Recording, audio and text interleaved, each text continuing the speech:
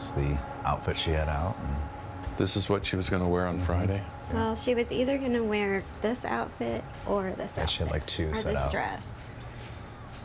So, Did you do this often? Prepare the Yes. next day's Yeah. clothes? yeah, Monday through Friday. Yeah. Yeah. Do you go in there a lot?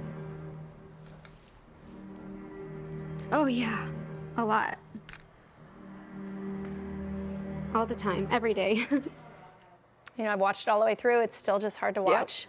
For decades, CBS News correspondent Steve Hartman has told stories that remind us what it means to be human, and now he's doing that in a new way in the documentary All the Empty Rooms, along with director Joshua Seftel. Steve takes us on a journey to see the bedrooms of children killed in school shootings that have now been memorialized. Steve and Joshua join us now in studio. We're already crying on that clip. I don't know how you got through this whole project the way that you did, but you did it in a way that is vulnerable and connecting and so important. So thank you for that. Thank you. And tell us, Joshua, how did you get involved? You're the director of the film. How did you get involved? Why did you want to tell this story?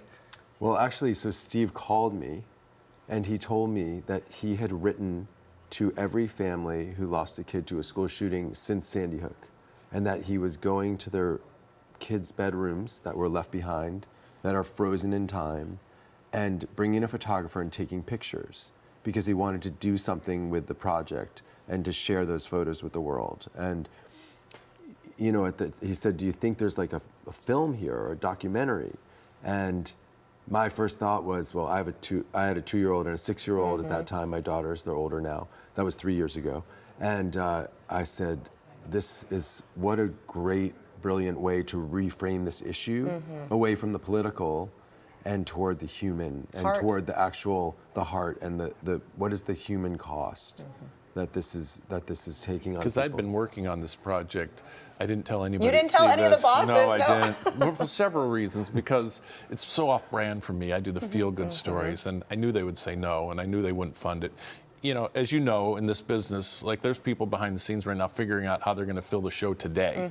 So to tell a boss, you know, I'm going to work on something that'll be ready 7 years from now, they just weren't going to do it. So I did this, and I didn't know what to do with it. So that's when I wanted to just hand it off to Josh. And he said, if you do this film, I don't want to be in it. Okay, last words. And I said, Steve, you have to be in it because you need to take us on this journey. People trust you. People know who you are.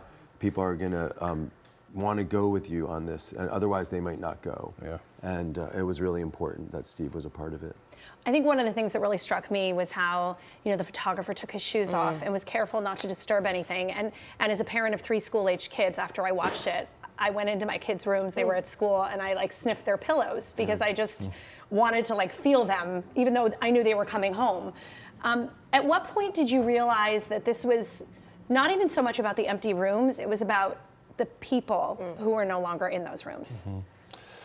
I would say my motivation has kind of shifted a little bit in that direction. When I started this, it was like to restore some empathy in the nation and in me because we moved on so quickly after each school shooting.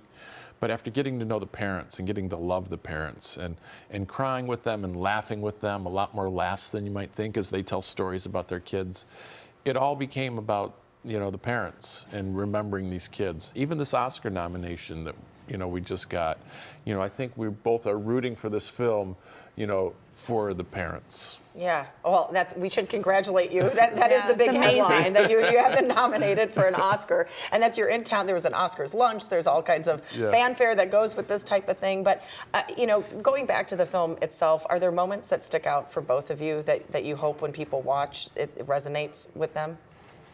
I mean, I would say the big moment for me was when we actually showed the parents the film for the first time.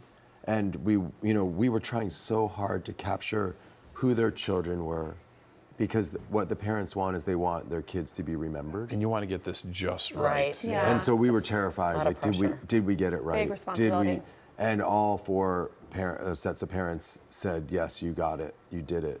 And because they place so much trust in us, you know, they don't let even close family members into these bedrooms. So once you're bestowed that much trust, you really want to make sure you deliver. And so that's why I think that really mattered to us. I think it goes to show, though, just the empathy you've always had. I know you're the hope guy. You're the guy that at the end of the newscast, you bring it back around and you talk about that, of how hard that has weighed on you. So to do a project like this right now, what does this mean to you? Have you shifted your idea of humanity? No, it's still about hope and restoring faith in humanity. It's just done in a completely different way. I mean, I'm very hopeful that this film can, you know, bring about some change. We just need enough people to watch it. And I want to touch on that because we talked about that in the commercial break. A lot of people will say, I can't watch this. It's too sad. I can't watch it. What do you say to those who are apprehensive about watching? I was just going to say that I've never met anybody who's watched it who regrets watching it. And yes, it's emotional. It's an emotional journey, but it's one we need to take. And I think people feel better at the end of it. And I think it ends with more hope than anybody can really imagine when they sit down and first hear about the subject matter. Well, we agree. Yeah, we're both glad we absolutely. watched. And I'm so glad you made him be vulnerable and be in the film. So that's great. Thank you. And thank you both so much for being here. you. Good luck with everything. We want to wish you. you the best of luck at the Oscars. You can Thanks. watch All the Empty Rooms now streaming on Netflix, and it's only 30 minutes. That's right. You invest 30 minutes of your time, and I promise you, you will not regret it. Thanks. Yes. Thanks. thank you.